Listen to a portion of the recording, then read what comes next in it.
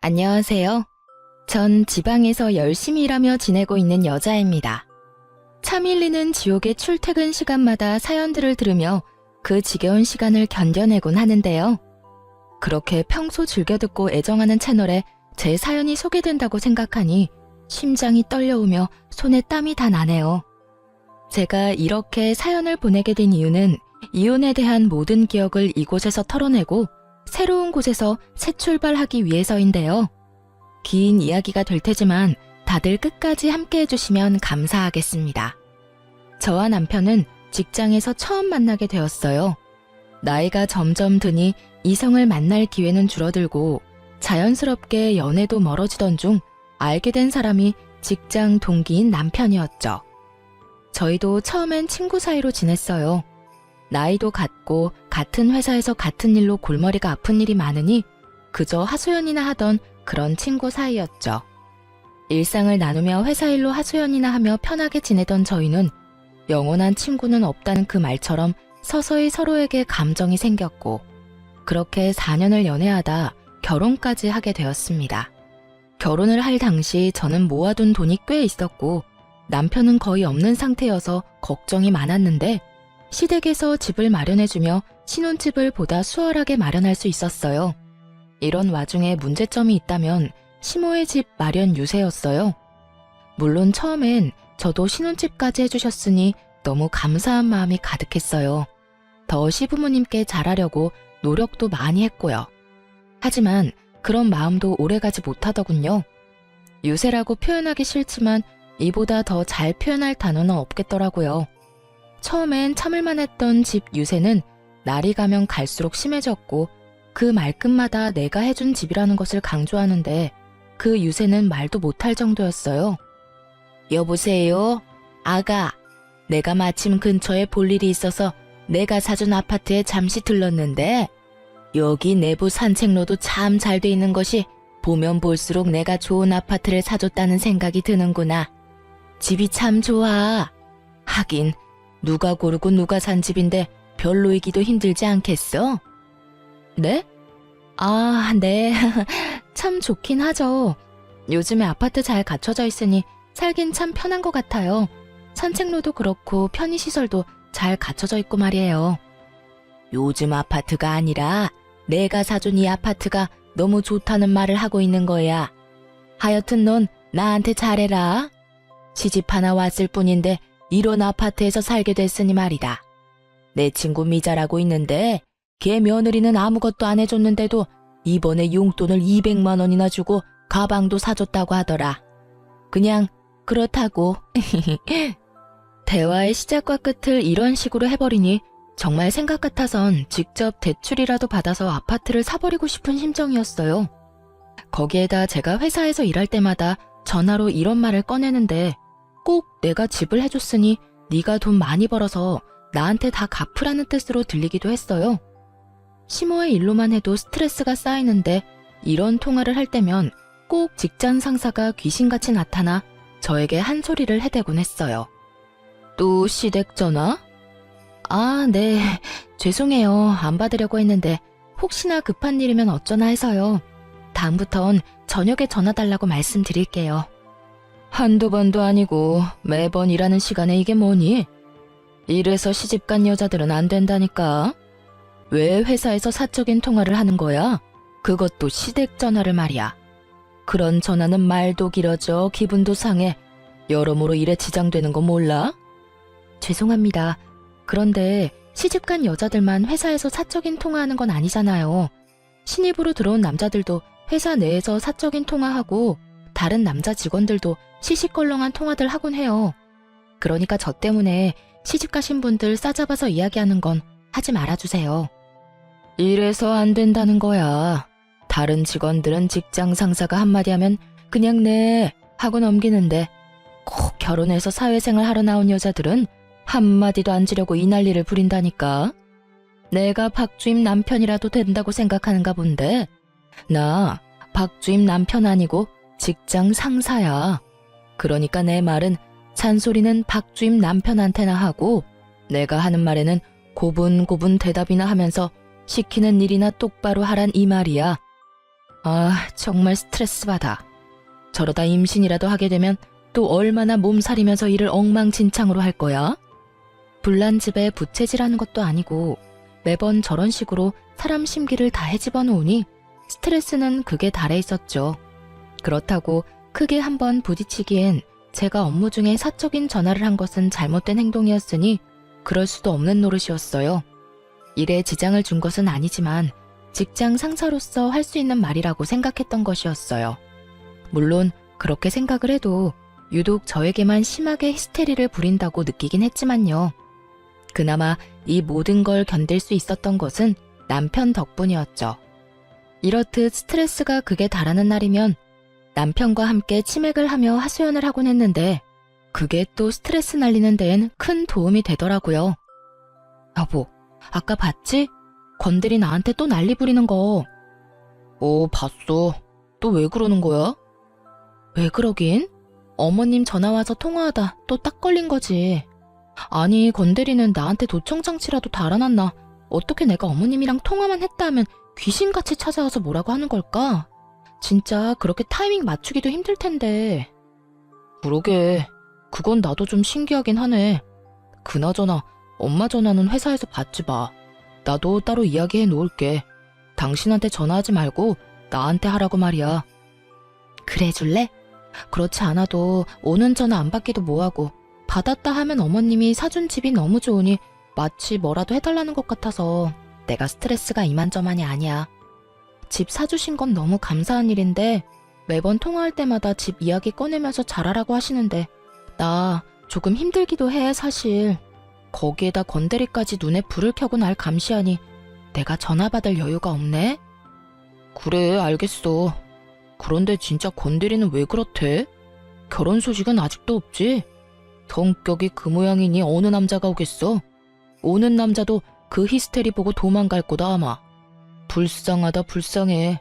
그 나이 먹도록 연애도 못하고. 그러니까 당신도 불쌍한 사람이라 생각하고 부딪히지 마. 괜히 직장 상사랑 부딪혀서 당신한테 좋은 것도 없으니까 말이야. 그래, 알고 있어. 그래서 나도 오늘 할 말이 입까지 차올랐는데 참았어. 잘했어. 얼른 맥주 한 잔 먹고 다 날려버려. 이렇듯 남편과 가지는 시간은 지친 저에게 큰 힘이 되었고 든든한 제 편이 생겼다고 생각하며 지내던 어느 주말이었어요. 집에서 남편과 함께 쉬고 있는데 시모가 연락도 없이 집으로 찾아왔더라고요. 무슨 일인가 싶어 물었더니 시모의 대답이 정말 가관이었어요. 어머님, 연락도 없이 무슨 일이세요? 꼭 연락을 해야만 올 수 있니? 그냥 들렸어. 좀 쉬려고. 네? 그냥 쉬려고 들렸다고. 앞으로 이 집을 별장처럼 쓰려고 해. 계속 보니까 내가 사는 집보다 더 좋은 것 같은 거야. 이래서 다들 신축하는가 보다. 그렇지? 순간 제가 잘못 들었나 했습니다. 빈집도 아니고 엄연히 사람 살고 있는 집이잖아요. 하물며 신혼집 말이죠. 그런 집을 시모는 쉬는 목적으로 별장처럼 쓰겠다고 말하고 있었고 전 시모의 머리가 어떻게 됐다는 생각이 들며 아무런 말도 나오지 않을 때였어요. 시모는 이런 제 생각을 아는지 모르는지 더 경악스러운 요구를 해대기 시작했어요. 그래서 하는 말인데 비밀번호 좀 알려다오. 내가 번번이 벨 누르고 들어오는 것도 말도 안 되는 것 같고 너희 있나 없나 연락하고 오는 것도 귀찮기도 해서 말이다. 너도 알다시피 내가 이 동네에 자주 오는데 그때마다 너희가 일을 하고 있으니 그냥 집으로 돌아간 게 한두 번이 아니야. 네가 비밀번호만 알려주면 내가 혼자 들어와서 쉬기도 하고 시간도 보내다 가면 좋지 않겠니? 시모는 당연하다는 듯 비밀번호를 요구하고 있었고 저는 드라마에서나 보던 상황에 헛웃음이 나왔어요. 분명 아들 내외 잘 살라고 좋은 마음으로 집까지 해주셨을 텐데 오히려 그 집이 너무 좋은 것 같으니 자기가 쓰겠다는 말이잖아요. 가만히 있다가는 진짜 셋이서 살 수도 있겠다 싶더라고요. 이 말도 안 되는 확신을 부셔주어야 한다고 생각했고 더 이상한 말을 꺼내기 전에 시모에게 이렇게 말했어요. 어머님, 그건 곤란하겠는데요. 아무리 어머님이 이 주변에 자주 오신다고 해도 어떻게 신혼집 비밀번호를 알려드리겠어요. 저희가 사는 저희 공간인데요. 그냥 오시기 전에 연락하고 오세요. 오늘처럼 갑자기 오셔서 괜한 헛걸음 하지 마시고요. 독하게 마음먹은 순간이었어요. 이대로 어영부영 비밀번호를 알려주었다간 신혼생활은커녕 시모 모시고 사는 거나 마찬가지가 될 것 같았고, 전 아무리 남편을 사랑한다고 한들 그런 결혼 생활은 하고 싶지 않았거든요. 그래서 제 표정과 제 말투는 단호했고, 단호한 저의 태도에 시모는 노발대발하며 역정을 내더라고요. 그 골백 번은 더 말한 집 유세를 부리며 말이죠. 너 지금 말 다 했니? 이 집 내가 사준 내 집이다. 아무리 너희 부부가 살고 있다고는 한들 내 돈으로 산 내 명의의 내 집이라고. 그런 내 집에 내가 왜 연락을 하고 와야 하니? 그게 말이 된다고 생각하니? 지금 말이 안 되는 말을 하는 사람이 누군데 이러세요. 어머님이 저희 살라고 마련해 주셨으면 저희 집 아닌가요? 어머님이 가끔 연락하고 오셔서 저희랑 시간도 보내고 식사하시고 가는 건 아무 상관없어요. 그 정도야 할 수도 있죠. 그런데 어머님이 바라는 건 그게 아니잖아요. 저희 의견, 저희 일정과는 상관없이 어머님 편할 때 어머님 집처럼 쓰려고 한다는 말인데 그게 말이나 된다고 생각하세요? 그게 정말 정상적인 상황이라고 생각하시냐고요. 얘 말하는 거 좀 봐라. 그러면 너는 내가 지금 말도 안 되는 이상한 요구라도 하고 있다, 이 뜻이니? 내가 계속 말하지 않았니? 이 집은 내 돈으로 산 내 집이라고. 알고 있어요. 그런데 저희 살라고 주셨으면 끝이란 말을 하고 있는 거예요. 그래서 끝까지 비밀번호는 못 알려준다, 이거니? 네, 절대로 못 알려드린다고 말하고 있는 거예요. 그야말로 칼과 방패의 싸움이었어요. 시모는 계속 내 집이라고 하며 비밀번호를 요구했고, 전 말도 안 되는 소리라며 절대로 안 된다고 하고 있었죠. 시모는 끝까지 단호한 저를 보며 숨을 고른다 싶더니 이런 말을 저에게 하더라고요. 그래? 네가 끝까지 그렇게 나온다면 나한테도 다 생각이 있다. 다음에 너희 없을 때 도어락 다 뜯어버리고 새로운 도어락 달아버릴 거야. 그리고 네가 지금 나한테 했듯이 비밀번호는 알려주지 않을 거다. 그때 가서 후회하지 말고 지금 좋은 말로 할 때 비밀번호 알려주거라. 이런 말까지 하면 제가 겁이라도 먹을 것이라 생각했는지 시모의 얼굴이 의기양양한 것이 차마 눈 뜨고 보기 힘들 정도였어요. 아, 그렇게까지 하실 거라고요? 그래, 내가 못할 것 같니? 난 한다면 하는 사람이야. 이거 왜 이래? 내가 준 집이니 내가 다시 뺏어가도 너흰 할 말 없는 상황이야. 그런 네 처지도 모르고 감히 나한테 뭐? 연락을 하고 와?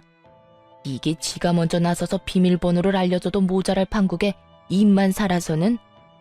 네, 다 알겠으니까 도어락 뜯느라 괜히 힘 빼지 말고 그냥 여기서 사세요. 제가 그냥 남편 데리고 친정 가서 살게요. 뭐? 너 지금 친정에 간다고 했니? 네, 친정에 가서 살 거라고요, 남편이랑요. 저는 어머님이 이 집을 저희가 행복하게 싸우지 말고 잘 살라고 마련해 준 집이라 생각했는데 그게 아니니 어쩌겠어요? 이 집을 나가서 행복하게 사는 수밖에요. 그런데 어머님도 알다시피 남편이 모아둔 돈도 없고 그렇다고 대출을 받자니 이자도 한두 푼이 아닐 테고. 그러니 어쩌겠어요? 빈방 남아도는 친정에 가는 수밖에요. 당장 짐 빼드릴 테니 오늘부터 이 집에서 쭉 사세요. 저는 남편 데리고 가서 처가살이 시킬 테니까요. 시모는 말없이 저를 노려보고 있었고 저 역시 그런 시모의 눈을 피하지 않고 있었어요. 그런 눈싸움은 몇 분 동안 계속되었고 제 말이 진심이라 느낀 시모는 자기 아들 처가살이는 살게 하기 싫었는지 한 발 물러서 집으로 돌아가더군요. 두고 보자는 말을 남기고선 말이에요. 그렇게 시모가 돌아간 후 한숨 돌리나 했는데 있는지도 모를 정도로 조용히 구경만 하고 있던 남편이 시모 역성을 들며 저에게 따지고 들더라고요. 여보, 진짜 우리 엄마한테 너무한 거 아니야? 꼭 그렇게까지 모질게 말해야 했어? 내가 뭘 어떻게 했는데? 당신은 어머님이 나한테 어떻게 하는지 못 봤어? 당신이 계속 따지고 드니까 그렇지. 그냥 좋은 말로 안 된다고 했으면 됐잖아. 꼭 그렇게 끝까지 엄마를 이겨먹어야만 했어? 당신 진짜 말 이상하게 한다. 난 분명 처음에 좋게 안 된다고 했어. 그런데도 끝까지 우긴 건 내가 아니라 어머님이야. 거기에다 도어락까지 바꿔버린다는 어머님의 말 당신은 못 들었어? 그런 말을 듣고 내가 가만히 있어야 했니? 그런 말까지 듣고 가만히 있을 사람이 어디 있어? 엄마가 오죽 답답했으면 그런 말까지 하셨겠어. 어른이잖아. 어른한테까지 꼭 그렇게 이겨먹을 필요는 없잖아. 어른도 어른 나름이지. 당신 말대로 말 같지도 않은 말을 내내 하고 넘어가면 더 큰 문제가 되어서 돌아온다는 거 몰라서 지금 그런 말을 하는 거야? 더 큰 문제는 무슨? 뭘 말하는 건데? 그리고 말이야 바른 말이라고 여기 엄마 집 맞잖아. 엄마가 이 집 마련 안 해줬으면 우리 지금쯤 대출금 갚느라 이런 편한 생활은 하지도 못했다고. 애초에 자기가 모은 돈은 너무 없어 시모 도움까지 받게 된 것인데 저딴 말을 하니 어이가 없더라고요. 당신 잊었어? 난 집 마련할 능력이 있었어. 물론 지금도 있고 말이야. 반반 결혼을 하려고 했던 우리가 못하게 된 이유는 당신 때문이라고. 당신이 돈이 없었으니까. 이게 다 누구 때문인데 엄마가 집 마련을 안 해줬으면 이렇게 편한 생활을 못했을 거라고? 당신이 지금 그런 말 할 처지야? 그건 그렇지만 엄마 덕분에 우리가 편하게 사는 건 맞잖아. 금전적으로 좀 여유로운 건 맞겠지. 그런데 돈이 다가 아니잖아. 당신이랑 나, 어머니 때문에 이렇게 말다툼하는 상황이 편해? 매번 어머님이 이렇게 오셔서 내 집이라고 마음대로 하는 모습이 당신이 보기엔 편하냐고. 그러니까 엄마가 그러든 말든 그냥 그러려니 하고 져주면 다 편하잖아. 당신도 이렇게 언성 높일 일 없고 엄마도 저렇게 화낼 일 없고. 그러면 우리도 싸울 일 따윈 없다고. 당신이나 어머님이나 참말 안 통한다. 하여튼 나는 당신 말처럼 내내거릴 생각 없으니까 그런 줄 알고 당신도 어머님한테 비밀번호 알려주지 마. 알려주기만 해봐. 정말 대출을 내서라도 집 마련해서 이 집에서 확 나가버릴 테니까. 정 안 되면 정말 처가살이까지 각오해야 할 거야. 저는 말로 남편의 입을 막아버렸고 남편도 더는 똑같은 말을 꺼내지 않더라고요. 결혼 이후 처음으로 한 부부싸움에 감정이 상할 대로 상한 상태였고 어느 누구도 먼저 말을 걸지 않고 있었어요. 말도 하지 않는 상황이었지만 그저 흔히들 할 수 있는 부부싸움이라 생각하며 차마 이혼까진 생각지도 않고 있었는데 남편은 제 생각과는 다른지 점점 냉랭한 모습으로 저를 대하더라고요. 그런 남편의 태도를 보며 저 역시 남편에 대한 실망감이 더욱 깊어졌고요. 물론 그 이유가 남편의 행동뿐만은 아니었어요. 저에게 말 한 번 걸지도 않는 남편은 어느 순간부터 회사에서 저와 사이가 좋지 않던 그 직장 상사와 친하게 지내기 시작했고 그런 모습에 실망감은 더 깊어지고 있었죠. 처음엔 저에게 화가 난 남편이 저를 약올리려고 저런 행동을 하나 지켜만 보고 있었는데 어느 날은 저와 친한 동료가 저에게 이런 말을 하는 게 아니겠어요? 박주임, 너 네 남편 잘 지켜봐. 요즘 건들이랑 가깝게 지내는 게 심상치 않아. 어? 우리 남편? 에이, 그런 거 아닐 거야. 요즘 부부싸움을 좀 했는데 괜히 나 약올리려고 저러는 것 같아. 처음엔 나도 그렇게 생각했는데 그게 아닌 것 같아. 이런 말 박주임 기분 나쁠까봐 안 하려고 했는데 못 본 척하는 건 아무래도 아닌 것 같아서. 나 비상계단에서 두 사람 마주쳤는데 날 보더니 화들짝 놀래면서 이상한 연기를 하더라니까. 아닐 수도 있는데 혹시 모르는 일이니까 잘 지켜봐. 정말 박주임 걱정돼서 하는 말이니까 너무 기분 나빠하지 말고. 이 말을 듣는데 정말 뒤통수가 얼얼해지는 느낌이었어요. 시모의 일로 남편과 다투고 사이가 좋지 않긴 했지만 그런 쪽으론 정말 생각해보지도 못했으니까요. 그렇게 전 점심시간 모두가 자리를 비운 사이 재빠르게 남편의 컴퓨터를 살펴보게 되었고 그것은 판도라의 상자와 다름이 없었습니다. 남편의 회사 컴퓨터엔 카톡이 켜져 있었는데 그곳엔 상사와 나눈 대화가 가득하더라고요. 자기야, 오늘 나랑 점심 같이 먹을 수 있어? 그럼, 요즘 집사람이랑 말도 안 하고 지내는 거 알잖아. 점심시간 시작하기 전에 좀 일찍 나가자. 회사 근처엔 보는 눈도 많으니까 좀 멀리 가서 먹고 오자고. 그래, 좋아. 아, 자기가 평생 박주임이랑 화해 안 했으면 좋겠어. 그냥 이참에 이혼하면 안 돼? 그냥 나랑 살자. 어차피 자기 엄마도 이혼하라고 하신다며. 그렇긴 한데 내가 이혼하고 자기랑 만나면 회사 사람들이 뭐라고 하겠어? 그리고 자기도 알다시피 집사람 성격도 장난 아니잖아. 아마 우리 회사 생활도 못하게 소문 다 내버릴 거야. 그러면 자기나 나나 회사에서 잘리게 될 테고. 그건 걱정도 하지 마. 내가 자기 이혼하기 전에 내쫓아버리면 되니까. 내가 괜히 계속 박주임 괴롭힌 줄 알아? 다 이런 상황을 대비해서 괴롭히고 있었던 거라고. 물론 자기를 만나면서 질투가 나서 더 괴롭힌 것도 있지만 이런 상황이 오면 쉽게 내쫓으려고 괴롭힌 것도 있었지. 자기야, 내가 말했지? 나 자기 많이 좋아해. 박주임보다 내가 자기를 먼저 좋아했었어. 그러니까 나한테 와. 내가 진짜 잘할게. 자기 엄마한테도 잘할 거고 말이야. 일단 알겠어. 자세한 이야기는 점심 먹으면서 하자. 대화의 처음은 저희가 결혼을 하고 난 후부터 조금씩 주고받기 시작했고 본격적으로 만나기 시작한 건 얼마 되지 않은 듯 했어요. 여기까지만 해도 그 충격이 작지 않았는데 저를 더 경악스럽게 만든 것은 시모의 카톡이었어요. 아들, 아무리 생각해도 권대리가 참 마음에 들어서 하는 말인데 네가 그냥 이혼하고 권대리랑 잘해봤으면 좋겠어. 능력, 성격, 뭐로 보나 지금 그 물건보다 권대리가 훨씬 좋잖니?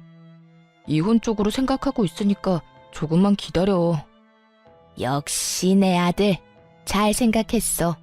그런데 권대리는 또 언제 집에 데리고 올 거니? 다시 만나게 되면 아예 결혼 날짜를 잡아버려야겠어. 엄마, 급한 마음은 알겠는데 너무 서두르지 마. 그러다 죽도 밥도 안 될 수가 있어. 이미 저와의 이혼은 확실했고 아예 결혼 이야기까지 나오고 있더라고요. 그제야 모든 것이 맞춰 들어가더군요. 저를 향한 지속적이고 지나친 상사의 괴롭힘부터 한 번 싸웠다고 이때껏 냉랭하던 남편의 모습, 그리고 연락이 와서 시집살이 시켜도 몇 번은 더 시키고도 남을 시모가 아무 연락조차 없는 것까지 모든 것이요. 상간녀는 제가 질투나고 꼴보기 싫어 이때껏 저를 그렇게나 못 잡아먹어 안달이었던 것이고, 시모는 이제 새로운 며느리가 생길 예정이니 연락을 할 필요가 없었던 것이었죠.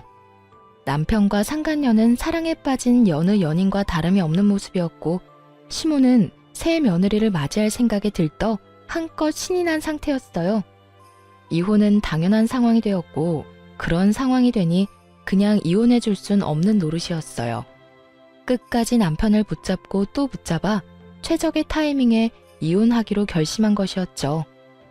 카톡을 살펴본 결과 그 타이밍이 멀지 않은 것 같았거든요.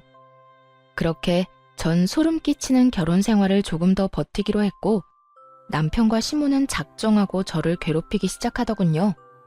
위자료를 주기 싫어 어떻게 해서든 제 입에서 이혼 소리가 나오게 하려고 애쓴다는 걸 알고 나니 그저 웃길 뿐이었어요. 당신 빨래 안 했어? 어떻게 양말 하나가 없어? 빨래 했는데? 내 것만 했지. 뭐?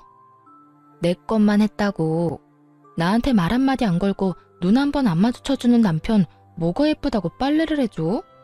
아참, 그리고 앞으로 밥도 내 밥만 차려 먹을 거니까 당신 밥은 당신이 차려 먹어. 당신 진짜 이렇게 치사하게 굴 거야? 그리고 당신 주부야. 주부가 그런 기본적인 것도 안 하면 어쩌자는 거야? 주부이기 전에 나도 회사원이야. 그리고 집안일은 여자만 하라는 법이라도 있어? 내가 집에서 노는 사람도 아니고 나도 일하러 다니고 돈 버는데 왜 나만 집안일을 해야 해? 각자 번 돈 각자 쓰는 것처럼 각자 집안일은 각자 해. 야, 너 이따위로 나올 거야? 이따위로 나올 거야. 그러니까 나한테 앞으로 이래라 저래라 하지 마. 이때껏 말 한마디 안 걸더니 기껏 한다는 말이 빨래? 그딴 말 할 거면 그냥 쭉 계속 말 걸지 마. 그 편이 나도 편하니까. 남편은 괜한 시비와 트집을 잡아보려 노력했지만 이렇듯 저에게 상대도 안 되는 남자였고 뜻대로 되지 않자 시모를 집으로 부르더군요. 예, 너 이 말이 사실이니? 너 내 아들 밥도 안 해준다면서? 네, 그랬는데 왜요? 그게 또 불만이어서 여기까지 이러고 왔어요? 그러면 내가 가만히 앉아있게 생겼니? 여자가 결혼했으면 밥은 당연히 차려줘야지. 어디서 못 배운 짓거리야? 그리고 집안꼴이 이게 뭐야? 얼른 우리 아들 밥 차려주고 청소부터 하거라. 청소기로 대충 밀지 말고 깔끔하게 걸레질까지 싹 하란 말이야. 싫은데요. 그렇게 더러우면 어머님이 하세요. 저는 요즘 처리해야 할 일이 많아서 피곤하거든요. 그러니까 아들 사는 어머님 집이 더러워서 못 견디겠으면 어머님이 직접 다 하세요. 뭐야? 너 도대체 왜 이러니? 뭘 믿고 이렇게 막 나가냔 말이야. 제가 믿기는 뭘 믿겠어요? 저는 막 나가는 게 아니라 그저 제가 할 말을 하는 것뿐이에요. 그렇잖아요. 저는 청소할 필요가 없다고 생각하는데 어머님 눈엔 청소가 필요하니 필요하다고 생각하는 사람이 하는 게 맞는 거고, 저한테 애정 한번 주지 않는 남편한테 밥 차려주기 싫어서 밥도 안 해주는 건데 그걸 누가 뭐라고 할 수 있나요? 그러니까 계속 이렇게 찾아와서 괜한 트집 잡아봐도 아무 소용 없으니까 이렇게 오지 마세요. 불편하니까. 다음부턴 어머님 오시면 전 그냥 나가 있을 테니 그런 줄 아시고요. 시모는 또 어떻게 해서든 트집을 잡으며 저를 괴롭히려고 노력했지만 전 그럴 때마다 싱긋싱긋 웃으며 시모의 약을 올려주었어요. 그럴 때마다 시모는 뒷목 잡고 앓는 소리를 내곤 했고, 그마저도 꼴 보기 싫어졌던 저는 시모가 오면 말을 다 무시한 채 집을 나가버리곤 했습니다. 생각 같아선 짐을 싸서 확 나가고 싶었지만 누구 좋으라고 그렇게 하겠어요. 그래서 시모와 남편의 쇼를 보며 그 시간만 기다리고 또 기다렸죠. 남편은 여전히 저에게 위자료 한 푼이 주기 싫어 본인 입으론 절대 이혼 이야기를 꺼내지 않고 있었고, 저 역시 그런 점을 이용해 하고 싶은 행동은 다 하며 아주 편하게 지내고 있었습니다. 남편이 말도 안 되는 소리를 하면 말도 안 되는 말로 갚아주기도 했고, 그마저도 귀찮을 땐 대답도 하지 않고 무시해버리곤 했죠. 그렇게 끝에 끝까지 몰린 남편은 결국 저에게 이혼을 하자고 먼저 말하더라고요. 더는 못 참겠어. 이혼하자 우리. 이혼? 난 싫은데? 내가 누구 좋다고 이혼을 해줘야 해. 누군 누구야. 서로 좋아지려고 이혼하는 거지. 사실 이게 결혼 생활이 맞는 거야? 이건 좋아서 같이 사는 게 아니잖아. 난 더는 당신 같은 여자랑 살기 싫으니까 그냥 조용히 이혼해. 글쎄 싫다고 했잖아. 그렇게 하고 싶으면 소송 걸어. 아무리 소송을 건다고 한들 이혼이 되겠냐마는 나는 당신이랑 살면서 잘못한 것도 없고 당신이 내세울 거라곤 내가 집안일 안 해준 것 뿐일 텐데 그걸 어떻게 증명할 건데? 그리고 그렇다고 한들 그게 이혼 사유가 될 것 같아? 된다고 한들 바로 이혼이 되겠어? 어찌됐든 난 지금은 이혼할 생각 없으니까 그런 줄 알아. 나 진짜 당신이랑 이러고 실랑이 하고 있을 시간 없어. 그러니까 그냥 이혼 좀 하자고. 시간? 왜? 무슨 문제 있어? 나랑 꼭 지금 이혼해야 할 이유라도 있는 거야? 아니. 그런 게 아니라 그냥 이렇게 사는 게 무슨 의미가 있나 이런 말이지. 당신도 엄마가 찾아와서 당신 괴롭히는 거 힘들 거 아니냐고. 안 힘들어. 어머님 오면 바로 나가버리는데 내가 힘든 일이 뭐가 있어. 그러니까 내 걱정은 하지 말고 네 걱정이나 해. 내 걱정해서 이혼하자고 하는 거라고. 이혼 좀 하자 제발. 싫다고 했지. 정 이혼하고 싶으면 소송 걸어. 그러면 되겠네. 남편은 끝까지 이혼을 하자고 우겨댔고 전 그렇게 하고 싶다면 소송을 걸라고 반박해버렸죠. 소송을 걸었다간 본인에겐 이로울 것이 하나 없다는 걸 잘 아는 남편은 입을 닫아버리더군요. 모르긴 몰라도 시모와 상간녀에게 시달리고 있는 것이 분명한 남편은 점점 더 안색이 창백해져갔고 그 꼴을 보는 내내 참 통쾌했습니다. 그렇게 통쾌한 날들이 지나던 어느 날 시모에게 연락을 받은 남편이 허겁지겁 집을 나서더라고요. 그 모습을 보고 직감적으로 오늘이 그날이구나 싶었죠. 얼른 제 짐을 챙겨 퀵으로 친정에 보낸 후 남편을 기다렸어요. 아니나 다를까 3시간쯤 지나니 짐을 든 시모와 함께 남편이 집으로 들어오더라고요. 시모는 울고 있었고 어떤 상황인지 뻔히 알고 있는 저는 아무것도 모른다는 듯 물었어요. 이게 무슨 상황이야? 어머님은 또 왜 저런 모습이야? 그게... 엄마가 주식을 하다가 사기를 당했어. 거기서 멈췄어야 했는데 본전 생각나니까 계속 주식하다가 가진 걸 날린 것도 모자라 빚까지 냈다네. 오늘 빚쟁이들이 집으로 찾아와서 급하게 엄마 모시고 오는 길이야. 이미 엄마 집은 넘어갔고 이 집도 아마 곧 넘어가게 될 거야. 시모는 주식 사기꾼에게 사기를 당해 큰 돈을 날리게 되었고 그 돈을 메우고자 다시 주식에 손을 댄 것이었어요. 그렇지 않아도 성공하기 힘든 주식을 아무 지식도 없는 시모가 아무리 돈을 쏟아붓는다 한들 수익을 낼 리가 없었고 계속 잃고 잃다 가진 돈도 날리고 집도 날리다 못해 빚까지 내게 된 것이죠. 남편은 제 눈치를 살피고 있었고 시모는 남편이 이야기하는 내내 울고만 있더라고요.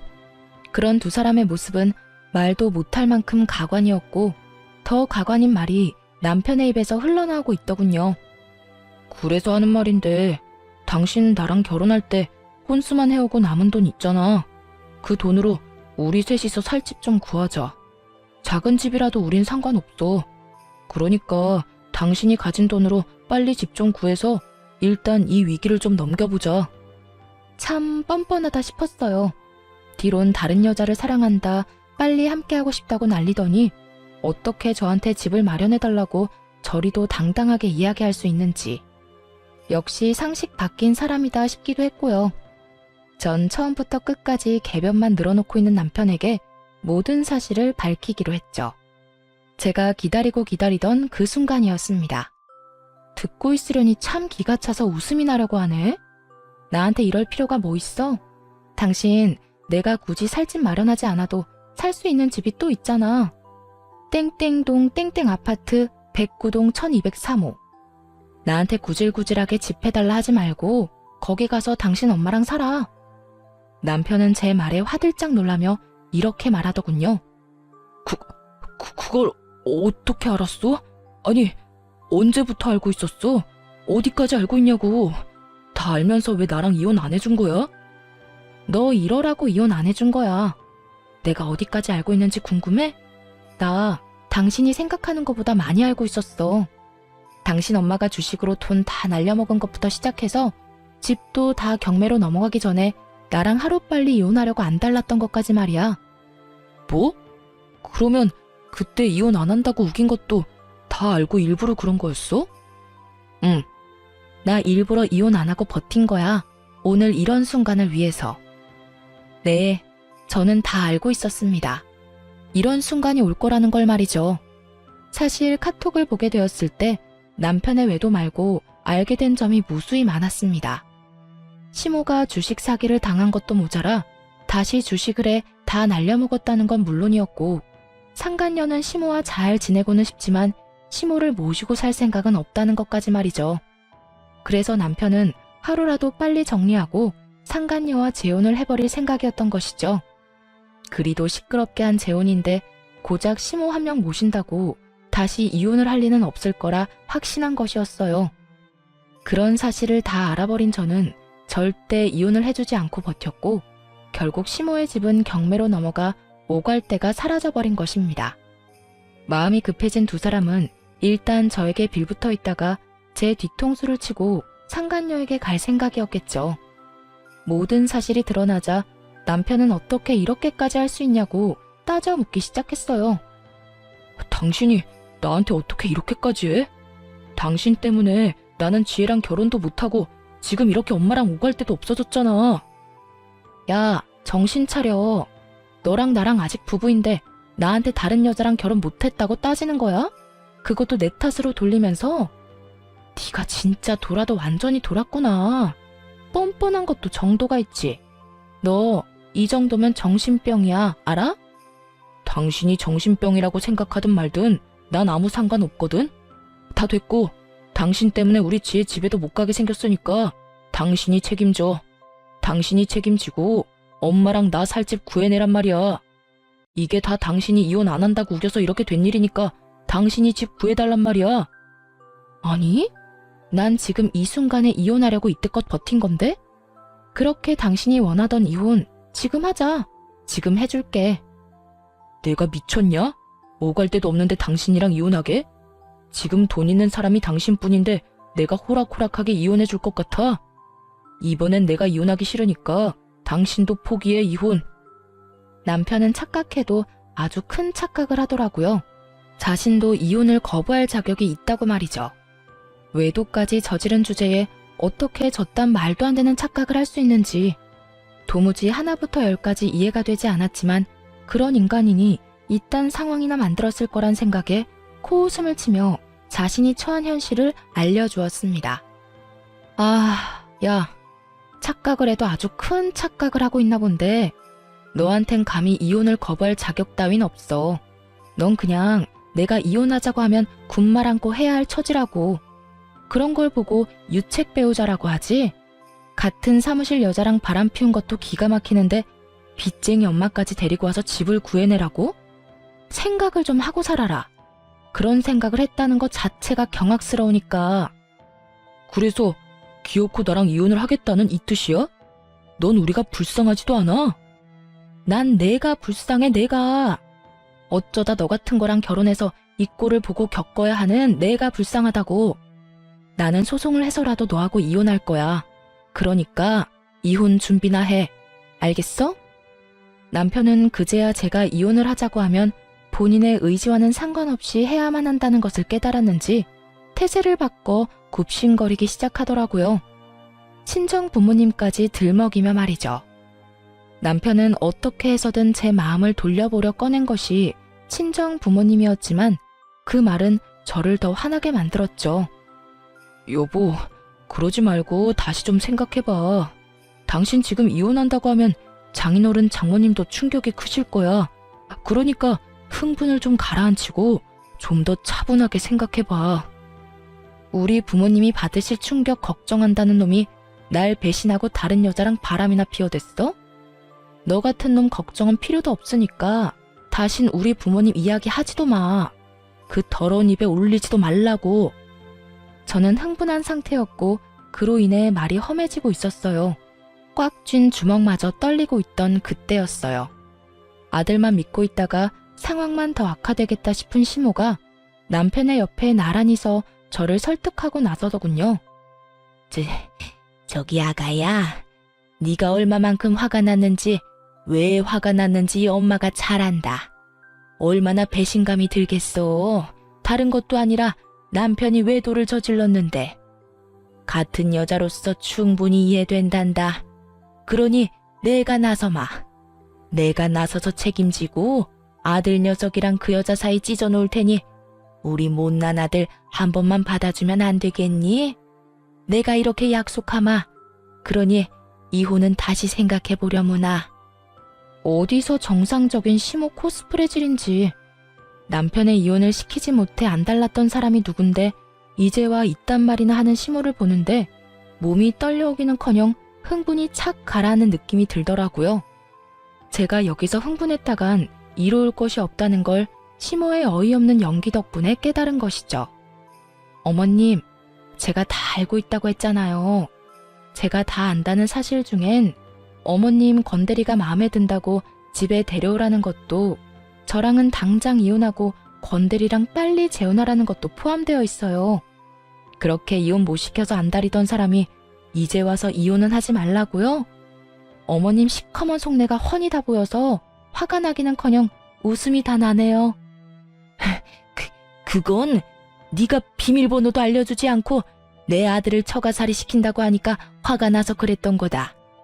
네가 건드리 그 여자애처럼 조금만 나한테 살갑게 했어도 내가 조광지쳐버리고 딴 여자하고 재혼하라는 말을 했겠니? 이거 보세요. 어머님은 이 순간까지 다 제 탓이죠? 애초에 자식들 잘 살라고 마련해준 집을 제 집처럼 생각한 어머님이 잘못된 거라고요.